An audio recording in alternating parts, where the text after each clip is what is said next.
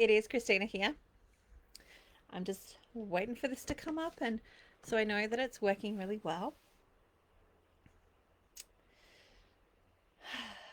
I hope you are having an amazing evening wherever you are in the world. For those of you who don't yet know me, my name is Christina. I'm a herbalist, I'm a GAPS practitioner, I'm a naturopath, I'm a life coach, I'm a mum of 7 children, I'm many, many, many different things. Uh, and along with being many, many different things, I'm also a soon to be author. So I'm currently writing a book which is called Divinely Nourished. And, if you hear kids in the background, that's just how we roll around here, especially at this time of night when everyone is getting ready to go to bed. Hopefully. My fingers are crossed they'll all go to bed. But my husband's taking care of that. So when you jump on, say hi, let me know you're here.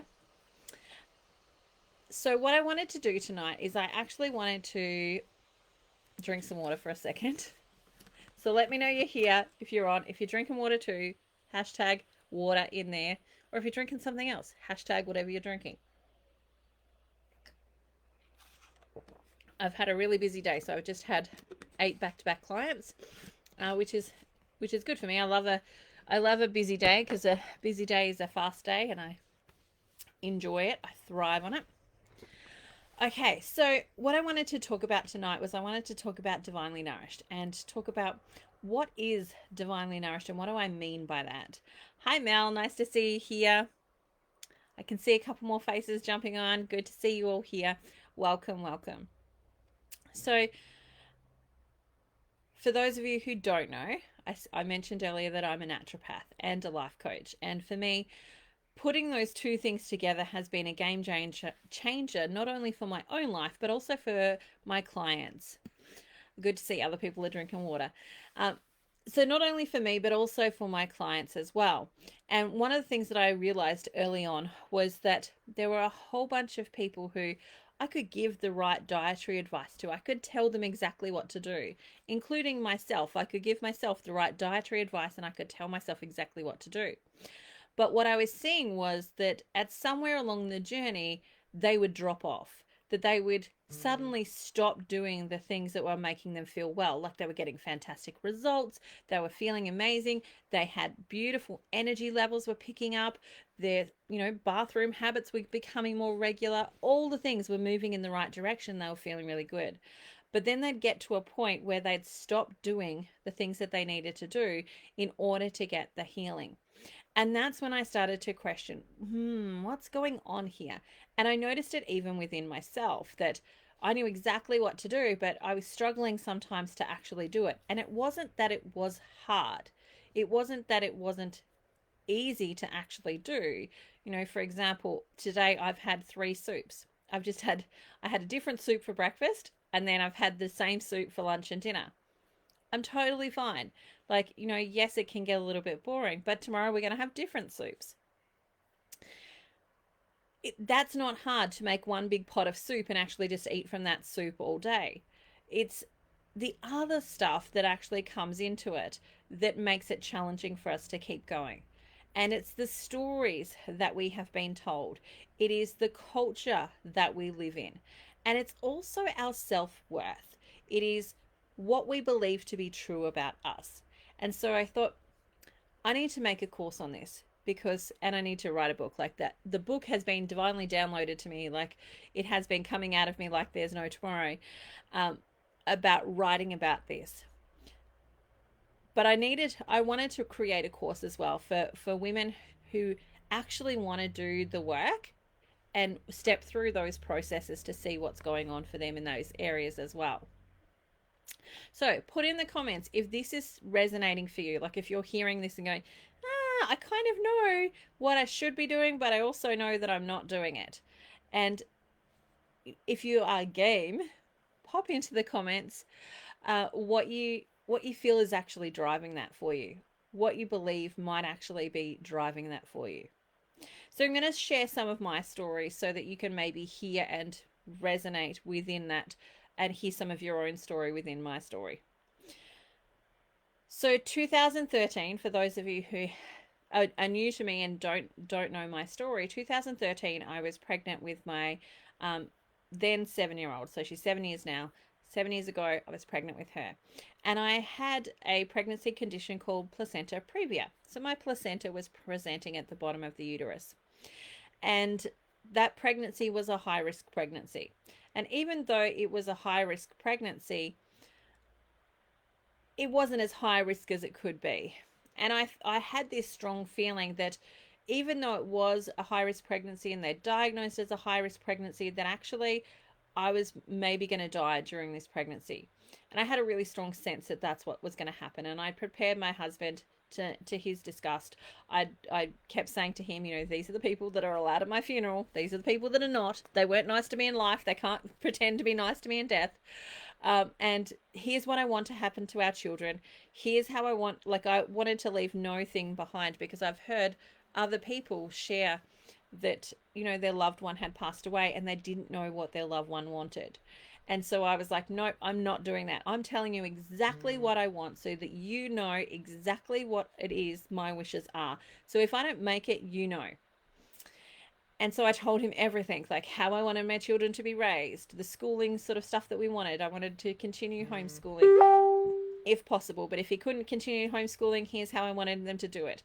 So I told them all of those answers, and he's like, la la la, stop telling me. Like, no, this is not actually happening. You're going to be fine. But I just had this really strong sense that I wasn't going to be fine.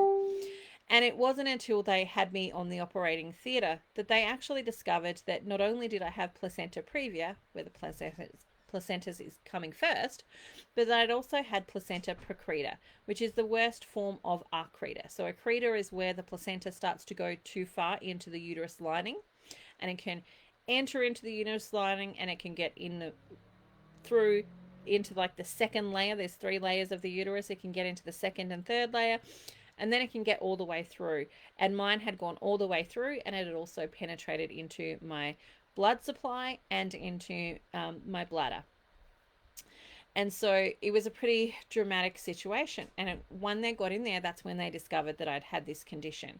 They hadn't diagnosed it before. They hadn't done some of maybe the appropriate tests to actually find it, because they believed it was so rare it wasn't going to happen. But I'd had this sixth sense that it was probably going to happen to me, that, I had this sixth sense that I was going to die.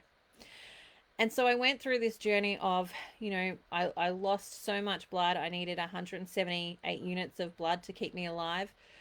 So, which is a lot of blood if you don't know. Like, we have, around 7 units of blood in our body at any one time.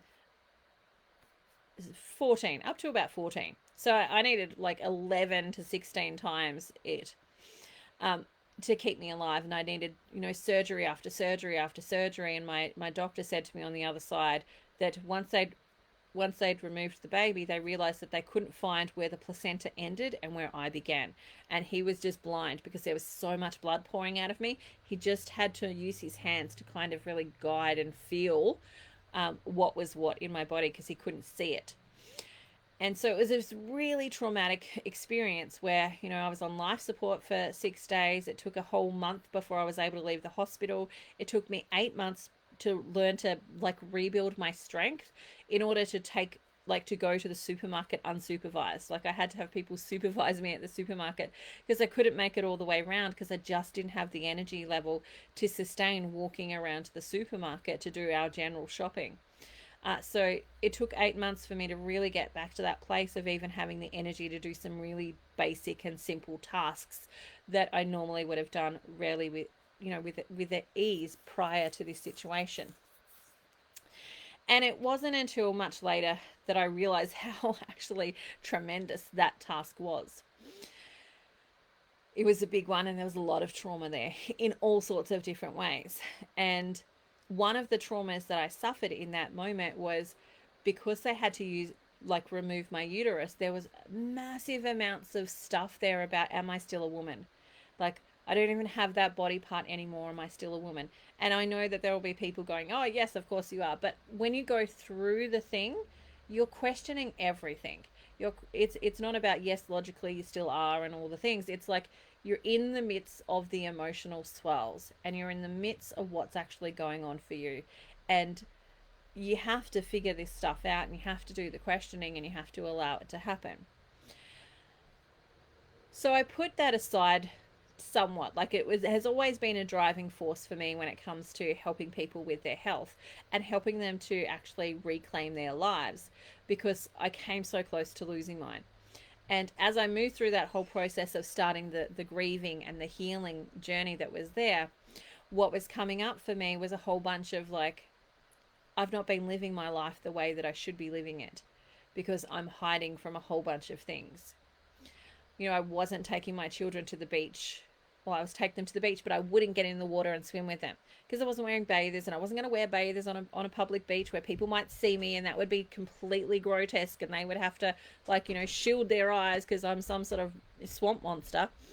Um, you know, all of those stories were going through my head, and as I was sitting with this transformed version of me that said, life is really short and you nearly just died and it was nearly just taken away from you, I was sitting with a lot of these things, like not showing myself to my family, my children not knowing who I am and the things that I love. They didn't know that I loved swimming, that I was actually really quite good at it. They didn't know some of these things because I was hiding myself from them for the shame stories that I had been sold. Along with that, like, I wasn't getting in my photos. So I was avoiding getting in photos because people shouldn't have to look at me. Like, that's the answer to that. People shouldn't have to look at me. And, you know, every photo that was ever taken was ugly and was horrible. And, like, you know, people's eyes are being blinded. Like, all the stupid stuff that we actually say to ourselves to keep ourselves stuck because it's the stuff that we've been told. I was doing all those things. And I remember sitting there one day going, what if I had died? What photo would they use at my funeral? Because I'd done all this stuff where I was talking to my husband about what I wanted to have happen if I died, who I wanted at my funeral, how I wanted my kids, you know, raised. But I hadn't thought about what photo would they use at my funeral. And it was in this moment that I was sitting there and I was thinking about what photo would they use at my funeral, that I started to realize there isn't any good ones. There isn't any ones that I love. They're all ones where I'm hiding behind children, or I'm being the photographer so I don't have to get in them. Um, all of that, like, you know, I was just hiding and I was not getting in the photos and I was not being present with my family. Like, I had a pretty good life. It wasn't a horrible life, but I, you know, definitely was not living it to the full. And it was in this moment that I was sitting there and, you know, thinking about these photos and then thinking about the other things that I hadn't done, like, you know, go swimming with my kids and all of that type of stuff, that I went, oh, this needs to change. And that's when I started to go on my exploration and my journey of digging into, like, why was I doing those things? And I started taking photos of myself. And you might have noticed a couple of weeks ago, I put up a little video that is like, it's easily like 100 photos of me, where I went from one day of not having photos of me to now I've got oodles and oodles and oodles of photos. And it's like, you know, they could easily sit there for an hour long just looking at photos that I've taken of myself, because I was determined, I'm going to make some photos of me. I'm going to get in front of my camera. I'm going to actually leave memories for my kids. And that turning point of nearly dying was also the turning point of me starting to live and thrive and actually embrace my life and start to live it and start to engage in it in a really more powerful way. And I can see Lisa saying, yeah, I feel for you, hun. That's awful, you poor thing. Thank you. Thank you. And I can see Aaliyah is saying, I feel that too. I find similar with my own clients also. Yeah. So for me, this journey of writing this book and this journey of writing this course has been one where I was just like, I'm just embracing the writing journey. And then as I realized I was going through this writing journey, I was realizing that who I was writing about and who I was writing for was me. Because I'd done all this stuff, like, you know, started to get in my photos. I was doing self-development. I was doing all these things, but, you know, I was still holding it back a bit. I was still holding things back a bit. And the real clincher for me was in 2017 when I decided, it was my final year of studying to be a naturopath. And I decided, right, this year is going to be my year. This year I'm going to be all about health. And like, I changed my password on my computer to say health 2017. You know, I did everything, you know, put words up. I put like pictures up. I did all these things where it was all going to be about health. And I remember getting towards the end of the year thinking, oh, I think I've gained like another 10 kilos. And this year's meant to be health. And I don't think I'm really healthy right now. And as I was going through this process, I remember it was kind of like September, October-ish in 2017, sitting there and I was thinking, what's going on here? Really, what's going on here? Because, I had every intention for it to be beautiful. I had every intention for me to, eat really good foods. I was going to eat the salads. And I think I even created a Facebook challenge of 30 days of salads and all sorts of different things in order to help me do the things that I needed to do to create more health in my life. And I got to the end of the year and I was like, that whole year I'd been attracted to the Tim Tams and like the KFC and anything and everything else that could possibly be not so great for me. I was like full on attracted to. I was like, I want to eat the heck out of that. And as I was sitting there, towards the end of the year and I was reflecting on this, it suddenly dawned on me, oh, what is my connection with health? What is my connection with health? What is the connection with the word? And what I realized was that I was connecting it with deprivation, loss, all of these horrible things like being deprived, not being accepted, like all of these yucky words were coming out when I really sat back and I was honest about what my internal connection was with health. And so that shifted some stuff for me. And then as I continued to move through that journey, I hit on something else, which reminds me back of 2013 when I went through that experience with my baby. In that experience, my heart had stopped a couple of times. They restarted it. They were doing everything. They were pumping blood in me. They were putting adrenaline in. They were doing all sorts of things to keep me alive. But my heart had stopped beating a couple of times. And I was sitting there driving my car at this point, and I'm thinking, there's got to be more because I'm doing the stuff and I'm getting traction. Things are moving, but I think there's more blocks there. There's something else bigger there. And it was in that moment that I realized that just before I went through that pregnancy, I was at my most healthy, the healthiest I'd ever been in my adult life. Like I'd not eaten sugar, I'd not eaten anything for like a good, 12 months at that time. I was losing weight. I was feeling fabulous. Like, people were going, oh my God, you look amazing. And I was going through this really healthy time. And there was nothing that was going to stop me from actually eating healthy at that point because I just felt so amazing and so good. But then what happened was I fell pregnant, and that pregnancy, at 7 weeks, I lost one of the twins in that pregnancy. Then I had bleed after bleed where I had to keep going into the hospital and checking to see if I had a live baby. And then it just kept happening over and over and over again. And it wasn't until about 22 weeks that I finally stopped having those bleeds. And at that point, baby was big enough that I could feel that she was still alive and I didn't need to have that panic that I don't know if I've got a live baby today or not. And then we went through the whole process of the delivery and the life support and all of the blood loss and all of those sorts of things. And it was in this moment that I'm sitting here going, there must be more, there's more block. And then suddenly it dropped into me that the time in my life when I was the most healthiest was the time when I nearly died. And, from my body's perspective, it died and it came back, and it died and it came back. And it had locked that in. It had gone, that information, lock that in, Eddie. And it had locked it into my body.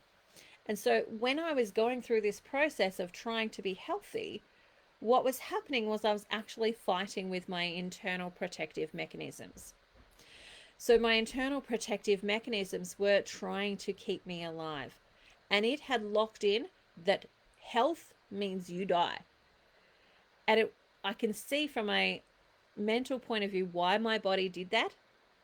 And then I got to talk to my body and say, hang on, no, oh my gosh, love, I can see why you made that connection and why you made that meaning, but that meaning's not true. You didn't die because you were healthy. You died because of these other things that had happened. And it wasn't because you were healthy that happened. And it was moving through that and actually embracing that I started to get the grace. And then I moved to this space of being able to eat in a way that really nourishes me and supports me and gives me the energy to wake up at 6 and still be working at 10 and get up the next day at 6 and still be working at 10 the next night and still have energy because I've got internal nourishment and internal fire going on. And it was in that moment that I realized then I need to do these things daily. I need to really dig into what are the other things that I have created meanings around that stop me from creating the life that I want to be creating. What are the other things that I need to dig up and sift through? And again, it was through this process of doing my own work and getting into my own journal and starting to write down the things that were coming up for me. It was in that process that I started to realize that I was naturally losing weight. And at that point, I hadn't even changed my diet much. Like I'd been eating, not so good stuff. But I still was losing weight. And I was like, this is really interesting. Like, I'm not trying. I'm not doing anything differently. Like, we're still eating some crap food, but it's just naturally coming off me. And then, as I've dug into that and I've evolved and I've continued to grow and I've continued to embrace the parts of myself that have been spiritually wounded along the way and start to decide that I'm actually worth healing that. I'm worth actually looking at it and seeing what's there and actually bringing love and beautifulness and kindness and grace and compassion and joy and play to all of those areas of me that have been wounded along my life, that I moved to this place where it's not about eating good food or bad food. I just do not even want any food that's not going to be good for my body, because I'm just in this place of like not being available for it. And so it was in these processes that I went through this thing of going, other people need to know this. Does everybody else know this, or do they not know this? I need to teach them, I need to guide them, and I need to lead them in this, because ultimately, whether it comes to diet, whether it comes to money, whether it comes to lifestyle, whatever it comes to for you, the blocks that we have created, the meaning that we have created around the events that have taken place in our life, are the things that create the subconscious patterning that we live our lives out of. The subconscious patterning that, when we drive to where we need to go to, we just drive there. We don't even think about it. I don't know if you've had this experience. If you have, let me know in the comments if you've had this experience where you've driven somewhere, you haven't broken any laws, you know that you've kept to the speed limit and you've indicated and you've braked and you've done all of the right things, but there's parts of that journey you can't actually fully recall. And that you weren't fully super consciously present for every little inch of that journey. And that you turned your indicator on at the right time, you did all those things, and you turned the corners that you needed to turn, you stopped at the stoplights, but that you weren't completely there for the whole thing. You were having some conversations in your head, you might have been singing to the music, you might have been doing something else, and you've subconsciously kind of driven to the place that you've gone to. Tell me in the comments if you resonate with that. And then tell me in the comments if you resonate with this one.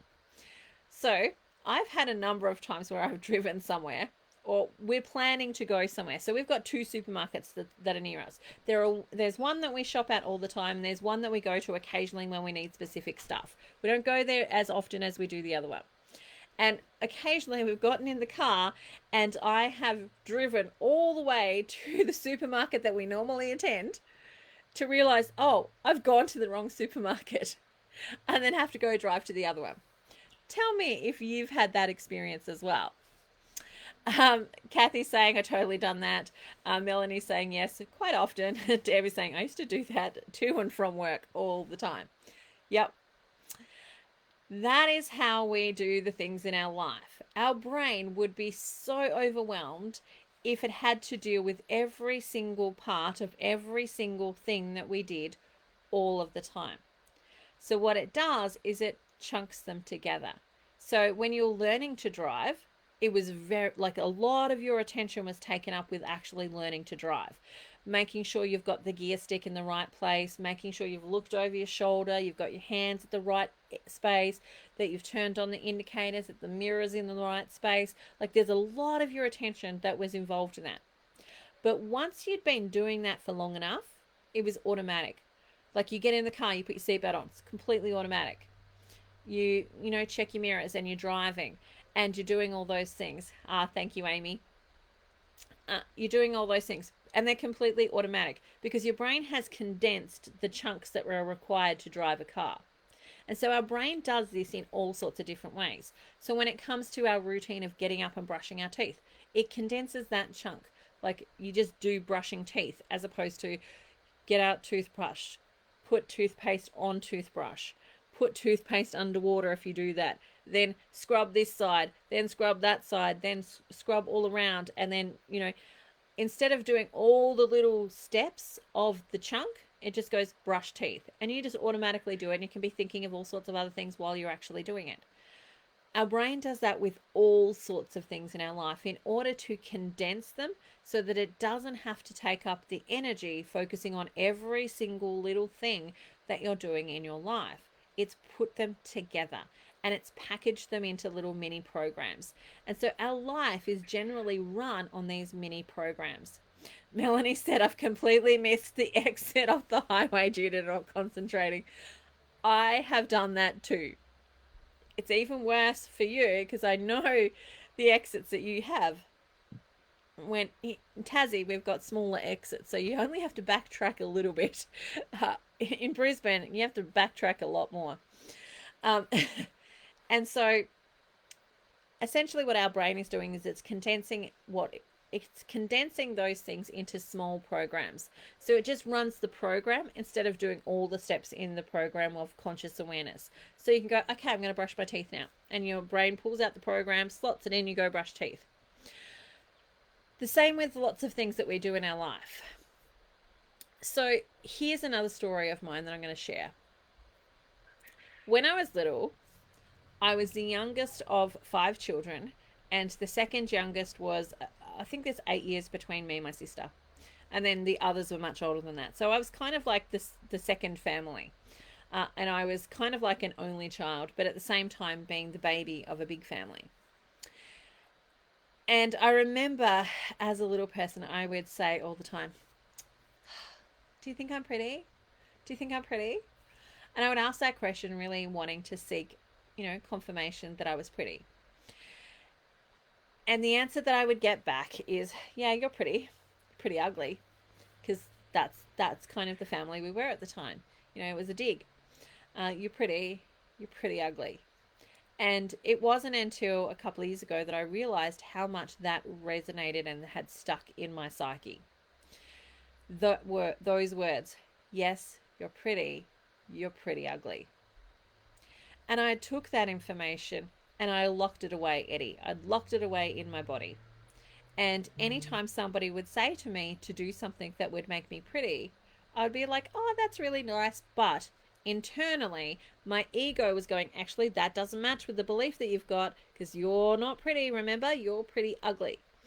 And so my ego that is there, my protective mechanism that's filling out, standard sibling response, that is filling out my autopilot, was pulling out that autopilot of pretty ugly. So if this is going to make me pretty, I need to do the things that are going to make me not pretty.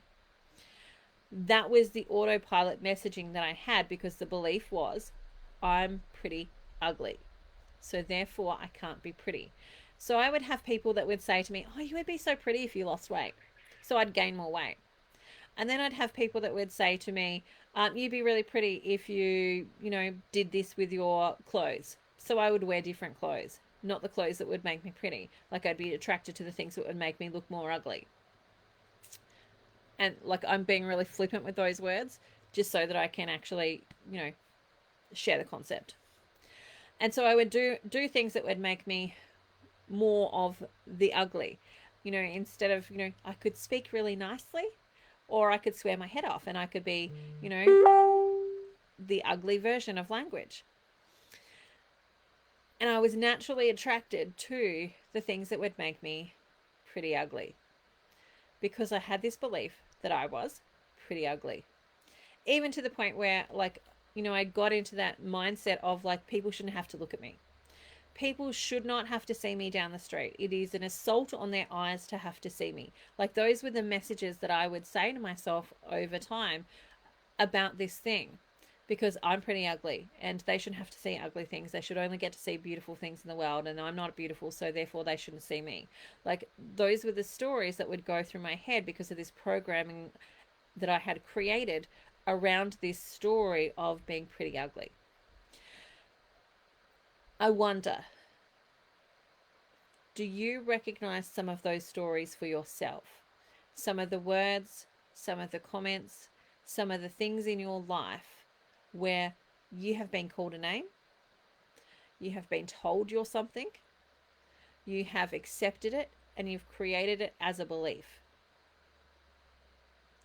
These are the wounds and the toxicity of the spirit. Oh, thank you, Trish. And I'm totally beautiful. I totally accept that now.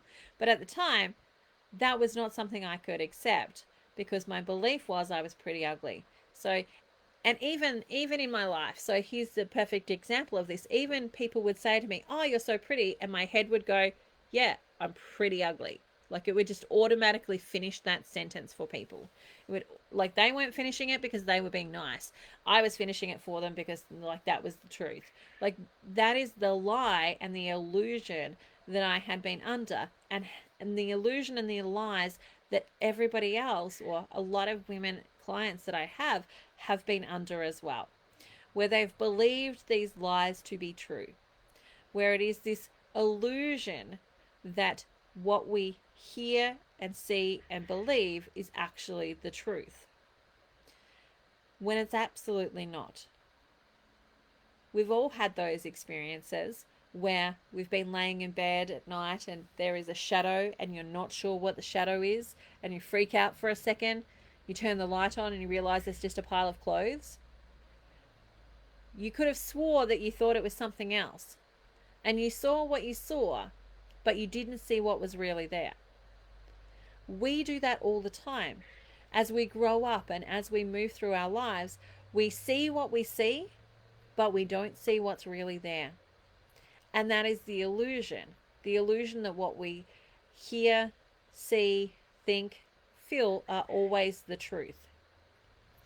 And when we're talking about the toxicity of the spirit, we're talking about unpacking and starting to take a light to those parts of our inner selves that have been shut down, suppressed, hurt, wounded, injured, because of all of these things that take place in our life, where we see, our parents arguing over something, and we make it mean that it was our fault that they were arguing, and if I didn't eat so much food, then they wouldn't be arguing that there wasn't enough money. We've all created meaning out of the stories of our life that actually fill us with shame and fill us with wounds that we fester and we take over. So once that person has stopped saying it, that pretty ugly, like, I didn't hear that. I think it probably stopped by the time I was 12. So I'm now like, oh my gosh, I'm telling you, I'm 40. So for 38 years, not quite, because I got rid of that one a little while ago, but at least easily, like, 20 years, I'd been carrying that around. I had been the one that had carried that around. The voice that said that stopped that decades ago. But the voice in my head that I gave permission to, that I locked away Eddie in my subconscious, was still there saying it. And in order for us to start to get this whole being, whole body health and wellness that we're actually seeking and we're looking for, this restoration, we have to look at the toxicity of the spirit that we're being exposed to, the stories that we've been given, the information that we've created who we're allowed to be based on, believing that the illusion of that information is actually truth, believing that the illusion of what has been said to us, like, I'm pretty ugly, is actually the truth of who we actually are. And we've sold into that illusion and we've believed it until we decide to look at it differently.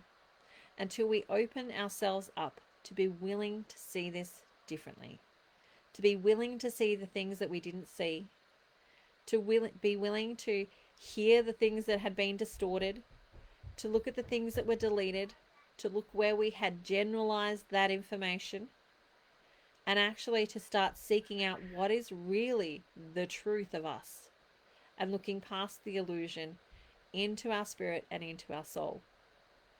It's only then that we can really start to actually heal that. It's only then that we can really start to nourish that part of our being in order to get to this place of being divinely nourished. And the food is only just one part of you being nourished. Your heart being full of love and compassion and joy and happiness and well-being, as well as being able to experience anger, frustration, and all of those things without shame, that's when you are starting to get nourished. And tonight we're talking about the nourishment of the spirit and the toxicity of the spirit. We need to recognize the toxicity in order to actually start to bring about the nourishment of that toxicity. To be able to stand in the face of it and go, hang on, you're an illusion. You're not actually the truth. The truth is, I'm not pretty ugly. The truth is, I'm not actually a troll monster. Like, the truth is, I'm not actually any of those things. And actually, I get to choose who I am. I get to choose who I'm going to be and how I'm going to show up and how I want to be in the lives of my children and how I want to be with my partner and how I want to be in all of those spaces. I actually get to choose those, and I get to create new beliefs. And in creating those new beliefs, I get to create new outcomes. And those new outcomes are the things that I've always been wanting to create all of my life, but didn't know that I could have because I've been believing the illusions. So I want you today, after listening to this, get a journal if you haven't got one, get a piece of paper if you need one, or just start typing into your computer whatever it is that you need to say. Sit down and start to look at what are some of the illusions that you've been believing as true. What are some of the illusions you've been believing as truth? And how have they started to play out in your life? How have you walked those out? What actions did you take that maybe you wouldn't have taken if you didn't believe that that was the truth? If you're struggling to figure out what some of those are, start looking at the results that you currently have in your life. Look at the things that you have in your life currently and see, where are you putting your time? Where are you putting your energy? Where are you putting your money? Because that will start to highlight for you some of the beliefs that you've been believing. Because we can all say things like, I value this and I value that and I value this. I have clients all the time that say, I value health, but at the same time, they're eating like, the worst possible donuts that they could be eating. I had some of those things myself. I valued health, but I was still eating KFC. It wasn't until I was ready to face it and go, actually, I say that I believe that I value health, but my actions aren't actually replicating that. My actions are replicating that I don't believe I'm allowed to have health. And as I started to face that, then I was able to start to face, well, what is it that I actually do want? What are the beliefs that have led me here, and how can I change them? There we go. That is tonight's stuff. We're talking about the toxicity of the spirit. Tomorrow night, we're going to be talking about the toxicity of the mind. And then Thursday night, we're going to talk about the toxicity of the body. All three of these areas are required for us to be truly divinely nourished, to be divinely healthy, being able to walk in alignment with ourselves, with integrity, with love and compassion for ourselves, which we can then give out to those around us. I invite you to come and join me for tomorrow night. I invite you to also join me for Divinely Nourished if you are resonating with this and you're going, yes, I want to explore this even more. You're welcome to jump in at any time. You'll find it in the header of this page. Click on my name. It'll take you there. Send me a message, whatever you need to get in. Otherwise, come join me for tomorrow night when we talk about the toxicity of the mind. I trust that this has started to stir some things in you and that some things start to resonate and start to shift for you. Ah, Leah, you resonate with valuing health and eating KFC. We'll talk about it more tomorrow. All right, that is it for me tonight. I hope you have the most amazing night ever, and I will see you tomorrow night. Same time, same space. Well, maybe a different time. I haven't checked. Same face. I'll be here, and I will catch you tomorrow. Bye for now. Have an amazing night. See you later.